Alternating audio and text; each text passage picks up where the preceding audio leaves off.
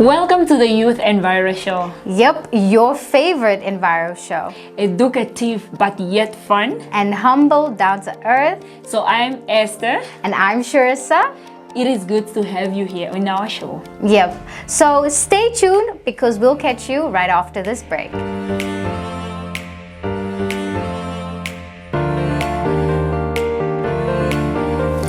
Hi, I'm Priscilla and you're watching the Youth Enviro Show.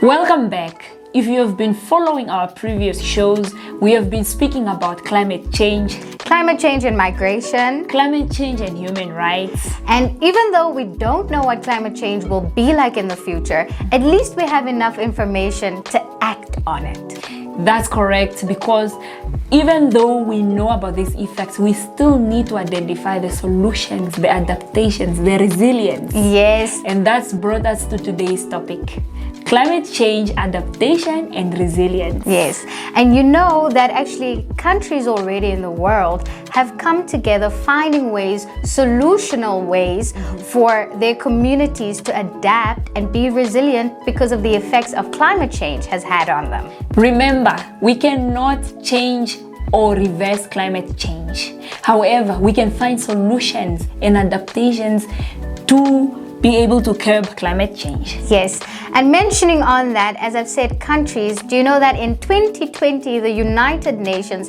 actually created a body that's called the Adaptation Committee of countries all over the world, where they come together finding reasonable solutions for each and every country on how they can adapt and be resilient within their countries. And to mention that Netherlands has actually started the Delta program. Now, if you know, Delta is when a river spreads out into 5 ways. And the Netherlands is actually very susceptible to heavy rainfall, causing it to flood. And so they've created this delta that allows all the flood water to gather into one space, almost like a dam. So then that way they have water that they can keep on using for a longer period of time. So which means that they have changed the way of how water is being channeled? Yes, exactly. Talking about Philippines, for example, it is actually one of the countries that has been really affected by climate change when it comes to typhoons, when it comes to drought, when it comes to temperature rises, earthquakes. Exactly, floodings and drought. Actually, a lot is happening there in the Philippines. However, the government was actually introduced to developmental goals that will help to adapt to climate change. They needed to come up with projects that could help that specific country, which is the Philippines, to come up with adaptation plans and forms of resilience. Yes, but before we give you more examples of what countries have done, let us talk about what adaptation and resilience actually means and entails. Climate adaptation essentially means any measure that protects a community or ecosystem from the effect of climate change, while also building long-term resilience to avoid environmental conditions. Remember, adaptation is open-ended and takes many forms. In Africa, countries such as Senegal, there is actually a village called Podor, whereby capacity building was actually introduced. The women were actually trained on how to raise nurseries, on how to plant seeds. They have turned a drought desert village into an agroforestry place. This means that they were actually introduced to nurseries, they were planting many trees, and it actually turned out to be a success because as these trees were growing, the ecosystem was restored, as well as plenty of biodiversity was actually coming forth because the whole area was just green. Wow, you know, this is definitely an innovative way and a new way of farming that we have to look at. And that is what climate adaptation is, looking at new ways of farming and better technologies that we can predict the weather to help the people that are affected by cyclones, typhoons, and also finding sustainable ways on how you can store water that we already have. Yes, just to add to that, in Senegal again, Uh-huh. they were not only introduced to nurseries, which are just random plants, they were actually introduced to more like to grow vegetables that could actually survive the In that- harsh condition. Wow. And it was really a success. Well, if we think about our own country as well, we know that Namibia is pushing it's pushing its best for adaptation ways, ne? It's really pushing and it's moving forward. For example, in Kunene region, there is a project coordinated by UNDP and Daniela Leg. This project actually introduced or donated 10 goats to each woman that was actually selected in that project. These 10 goats were not just ordinary goats, they were actually drought resistant goats. And in the process, these women were trained how to take care of these goats. And in the return, they actually benefited a lot. They benefited organic manure that they could use to start up gardens. Or fertilizers. Fertilizers, that's correct. Nice. They also benefited the goat's milk and they could actually feed their children. They benefited the goat's meat as well. Yeah. So it was actually a success, and this is actually done to curb or To help them adapt. that's correct. Yeah, to, you know, the weather changes or what is happening, droughts that our country is facing. Yeah, because if these goats actually multiplies, they will actually benefit this whole village in the long run, because the whole village now will be full of drought resistant goats, and in other part of the countries as Exactly. well, they will adapt to that and they will take it for themselves. Yeah, because we all know goat meat is lekker meat, ne? You know, that skapkop, you know, you burn it nice.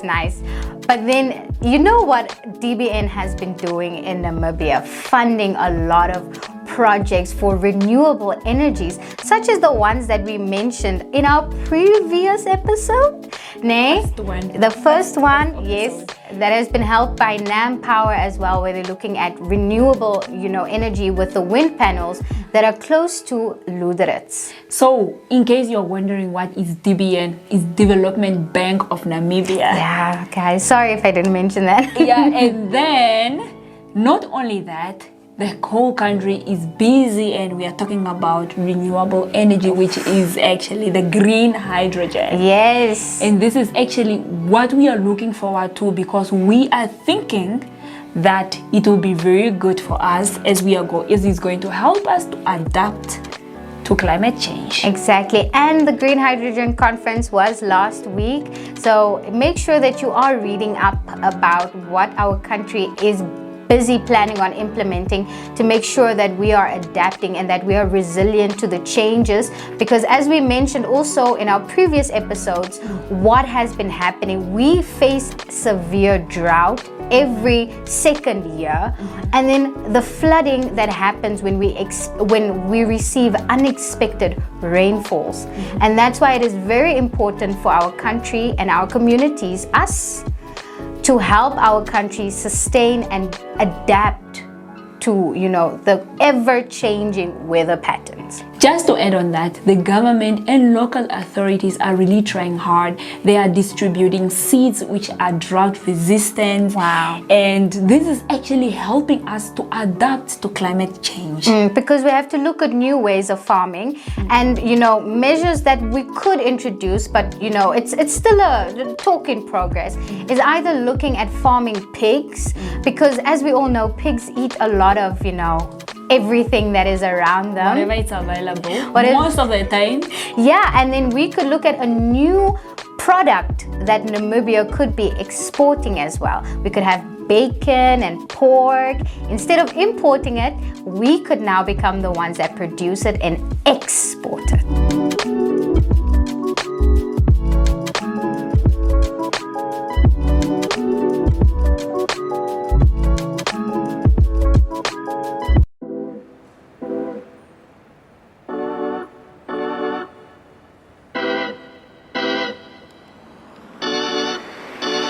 Hello and welcome back, guys. What would an episode be without an interview from an expert to lend their advice or, their intelligence to share it with us? And today we are joined by this beautiful woman.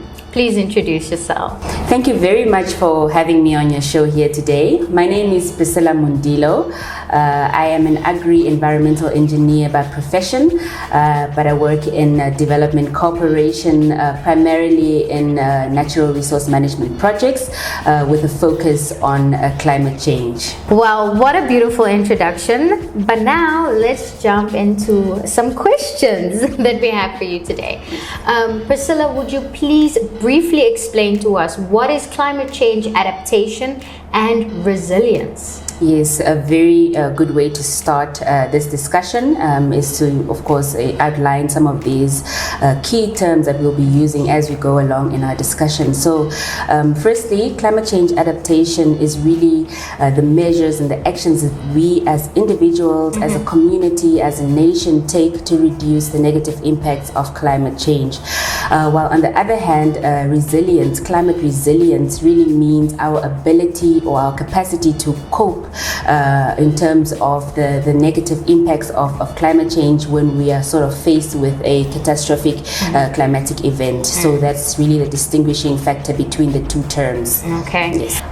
Which adaptation and resilience measures has Namibia started taking or has put in place? Yeah, that's a very important question because, as we know, Namibia is the driest country south of the Sub-Sahara, and our economy is heavily dependent on natural resources, especially in terms of our marine resources, our agriculture, as well as nature-based tourism.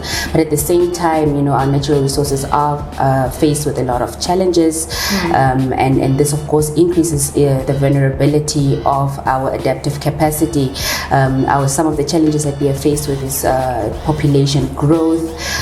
We have a high rural to urban migration, and then we also have poverty, which has prominently manifested itself, especially in the rural areas. And in terms of also our adaptive capacity, we are really faced with lack of skills and technological transfers within the country. But at the same time, the country has been doing quite a lot in terms of climate change adaptation. We are currently developing our national adaptation plan. And this plan really outlines our long to medium term actions in terms of adaptation that we as a country are planning to take, and as well linking it to some financing windows because as we know, adaptation can be quite costly. But at the same time, in terms of practical measures, we all know that Namibia is a party to the Paris Agreement, and we have sort of submitted our intended nationally determined contributions to reduce our greenhouse gas emissions as well as to adapt to climate change. And some of the measures that we have outlined here that we've already started working on really is our early warning systems for commercial as well as for communal farmers, developing rainwater harvesting mechanisms or techniques, especially in flood-prone areas. We are looking into recycling and reusing especially grey water, promoting climate-smart agriculture. And really also in the infrastructure side, we are looking into building climate resilient infrastructure, especially in your flood prone areas. As you've mentioned earlier on, if you're faced with a flood, is your house actually resilient to withstand some of these, the floods? So I think those are some of the measures that we've been looking into. And in terms of legislation, we are also looking at enacting a legislation that prohibits, private people or anyone to really build in climate sensitive areas, especially along the coastal areas where we see an increase in the sea level rise. So I think those are some of the measures that we have as a country been looking into in terms of adaptation. So what are the possible mitigation measures in Namibia to reduce climate change? No, that's a very important question, and I think it's also important for us to define what mitigation actually means. Mitigation adaptation is really our efforts that we take as individuals, as community, as the country take to reduce our greenhouse gas emissions. As I've mentioned earlier, we are party to the Paris Agreement. We have submitted our nationally determined contributions, and we sort of set a target for ourselves to reduce our greenhouse gas emissions by the year 2030. Now, in terms of some of the measures that we as a country has been looking into under this main policy document, is to set up concentrated solar farms or concentrated solar power plants to really implore us to move from burning fossil fuels into using renewable energies. We are also looking at converting our heavy and light vehicles from burning fossil fuels into using nitrogen, and this is also the concept of green hydrogen. We are looking at plans to come up with a mass transportation system within the country to reduce, individual car usage. Yes, exactly. And then we're also looking at other areas where we could have carbon sinks, such as the forestry sector, where we are looking at afforestation as well as reforestation. For our younger users, I think it's important for us to also distinguish between what reforestation and afforestation means. Reforestation is us introducing forests where there used to be forests, but the forests have been cleared out due to people settling in these areas. But at the same time, we're also looking at afforestation, where we are looking at putting up forests at places where there were never any forests. Okay, so those are some of the areas that we've been looking into in terms of the forestry area, in terms of the green hydrogen and energy sector, but also in terms of waste. We have also committed to at least reduce 50% of our waste to energy and compost, especially at our landfills. We are running out of space to actually not necessarily house, but like to dump. Yes, so we're running out of space to dump our waste, so it's really becoming a challenge for us. Waste is a problem for us in the country, so those are some of the measures that we've been looking into in terms of mitigation. Thank you. There you've heard it from her, but what do you think? Do you think Namibia is progressing in combating climate change? Yes, indeed. I do think Namibia has progressed very well in terms of combating climate change. And I think we've started, a long time ago. For instance, in 2001, we have already established a National Climate Change Committee. Wow, 2001. Yes. It's been a long time. It's been a long time, yeah. So we've already established our Climate Change Committee by then. This committee is basically responsible to advise government on climate change issues. In 2011, we have promulgated our national climate change policy. In 2013, we have also developed our national climate change action plan and strategy from 2013 to 2020. And then in between there, of course, we've also, became signatory to the Paris Agreement, where we have sort of, as a country, shown our commitment in combating the negative impacts of climate change. And at the same time, we are also in progress of developing our nationally determined contribution implementation strategy. This is, of course, going to be used as a tool for coordinating and mobilizing resources from now up until the year 2030. Yes, so, and I think it's also important to mention that, all of these policies that I'm mentioning here are guided by our national development goals. For instance, our national development plans, our Vision 2030, as well as our Harambee Prosperity Plan. So this legislation is really not in isolation, but they really form part of our national plans. But at the same time, I think in terms of what we can still do as a country, of course, with anything comes challenges, So I think in terms of, combating climate change, it's important that we as a country still develop our skills and our capacities and ensure that, our technologies are improved to ensure that we are able to combat climate change much more effectively and efficiently. Yes. that has brought us to the end of this wonderful interview. Don't forget to like and share these episodes so that we can spread the awareness throughout our Namibian communities. Well, Priscilla, thank you so much for sharing your time with us today. Thank you very much for having me on your show. It was a pleasure being here today. Oh, the pleasure is ours. So we'll catch you next week. Bye. Bye.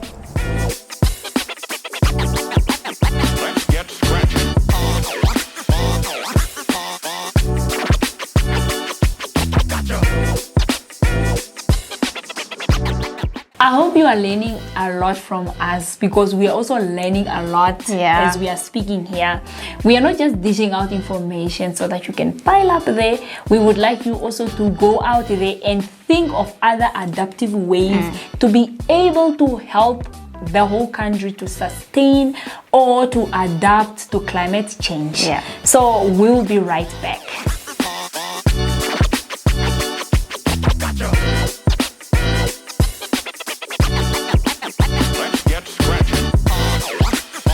Yo, what's up? It's your boy David, and the message for today is that keep your environment clean and don't forget to plant a tree once or twice a year. My name is Paul. My name is Cleopas Ase.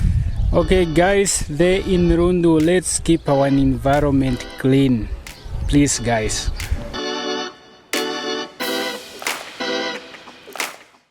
Did you enjoy that short break? Well, welcome back again.